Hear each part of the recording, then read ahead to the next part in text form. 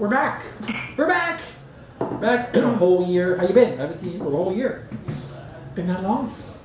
You haven't changed a bit. I haven't changed a bit. It's been a couple of Wish it was that long, but it wasn't. We haven't seen everybody else for a whole year. They haven't seen us. That's like what, 2 days ago? Yeah, something like that. Yeah. Anyway. We're back. Amazing Race Canada with Gord and Wayne.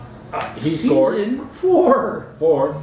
Episode 1. He's Gord, in case you're new to us. Yeah. Welcome, and I'm Wayne. And we're just going to ramble about the amazing episode of that wasn't it? Yeah. That was a really good episode. It was awesome. Started out a little kind of, setting us up, relaxing us, getting to the mood, putting the teams relaxed. You get that quick introduction of the 10 teams. Yep. Really good teams. We're not going to go over all the teams there at this point because we're still trying to remember who's who. We know some of them. All of them. Yeah, well, we know some, but, no favoritism at this point. No, they have to find the Legislative Assembly of the Northwest Territories. Yep.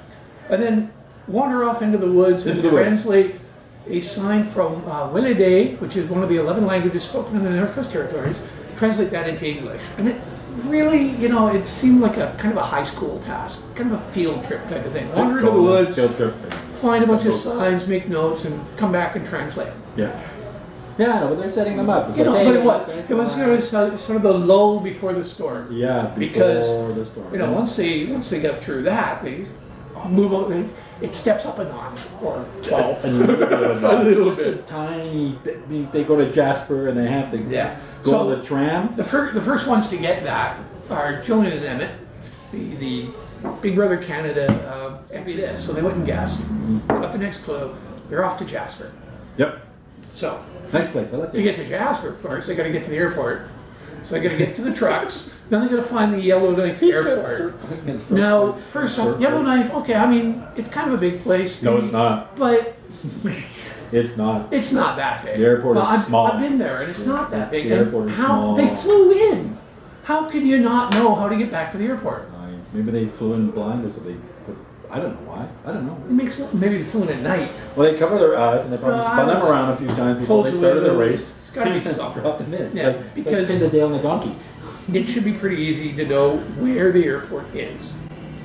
It's probably the biggest thing in Yellowknife. Not really, but it's. Okay, I've been there a while. I know what you're saying. I know what you're saying. So yeah, always figure out where the airport is. That's a trick. If you're going to do the Amazing Race Canada, always figure out where the airports are in every town in the city. Oh, yeah. Every town in the country. Every place. Figure it out ahead of time. Figure out just a little bit. It's north of the city. Exactly. Anyway. So the first 4 teams are going to be on the first flight. Yeah. Well, that's a nice little perk. I don't remember if they said how far ahead the first flight was from the second. My TV went completely for a bit. It didn't seem like it was a lot, which meant, of course, that Stefan and Antoine were the first 2 to actually find the airport. Yeah. And then they were joined by Ashley and Joel. And again, that's when my TV went on, so I missed that.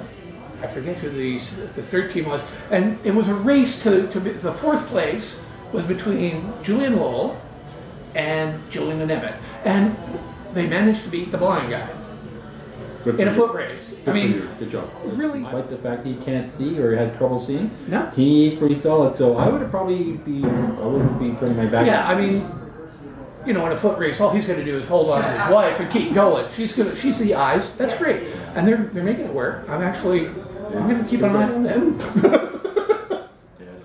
Very fun. Yeah, I've only got one eye. It's bad. My other eye's fine. That fits nicely with Lowell's attitude and his puns. He seems like a really nice guy. He's got a fun attitude, and he has these weird puns he throws out, which would be fine. I hope we don't have to interview them until much later in the race. Yeah. Maybe at the end. Who knows? No favorites. Could be. We have no favorites. I'm just saying, I'd like to see them go further. Regardless of where they were on the flights, once they got to the tram, it was like all bets were off. Yeah. You had to go up in the tram, climb up the top, come down the side, and go across like a bunch of monkey bars. Well, you're jumping ahead a little. I'm moving because on. They got to go from Yellowknife to Edmonton. And here's the question I have. Moving on. Why didn't they get the wood trucks though? You missed that whole part? I've been saying TV was out that long. It was out that long. You gotta get a new TV, buddy. It was out. It wasn't the TV. It was something with the network thing. Okay. I don't know. Maybe it was my connection. They fly to Edmonton, and they have to go from Edmonton.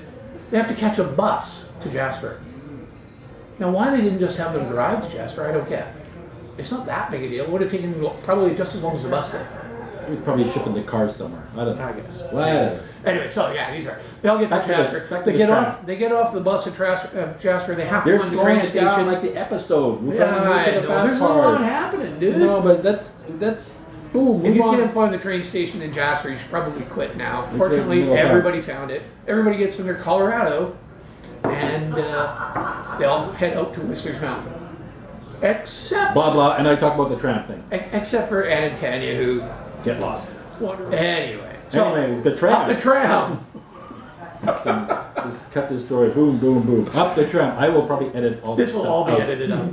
I think we'll keep it. Mostly me. Pretty So you got to go intense. out the top of the tram, down the side. Now, not a big deal. I mean, going up is easy. Going down the side, not really all that difficult, right? No. We could do that.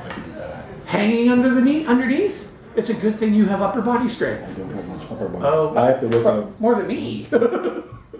Well, you're carrying way more weight than I am. Well, that's Not that you're but the upside. fat. It's just you're got like 10 inches on me. But the upside, as my daughter points out, is that I could probably just hold on and still be standing on the tree line. So, Probably. you know, Yeah. 'Cause it's not really a big deal. you for really me. can't tell us sitting here, but he's hugely tall. The torsos are the I'm same. not that I'm actually tall. That's like sitting. I'm 200 actually feet. sitting on something this big. We got them on some encyclopedias because nobody reads those anymore.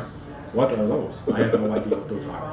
Anyway, so was it Stefan the Yeah, first? Stefan went out and he's first. afraid of height, but Very afraid of heights. still 51 years old. He goes out. He got halfway He did. across, which was I was impressed. I'm jumping ahead, which compared That's me. to Go ahead. Kate and Kelly, who are like, we're fit, we'll get across. Boom, just hang. Oh, wait a second. And Brandon, who Oh, we decided he went. he grabbed, bang. He lasted less time than Lowell. Yeah, Lowell, it was the young kids who were like, oh, bam, they just let go. Yeah. So. Well, they didn't let go; they couldn't handle it. Yeah. But for the most part, all the teams fall the first time except for Emmett, which he did a great job. I mean, he's fit. He's in shape physically, and he's not afraid of heights. Mm. So for him, this is He looked like when he's going on, he was smiling. pumped. That would have been me. I would have been smiling, excited to go. I probably would have fallen halfway. You might have. But monkey bars. I have faith in you. Someone has to. So Emmett gets the clue.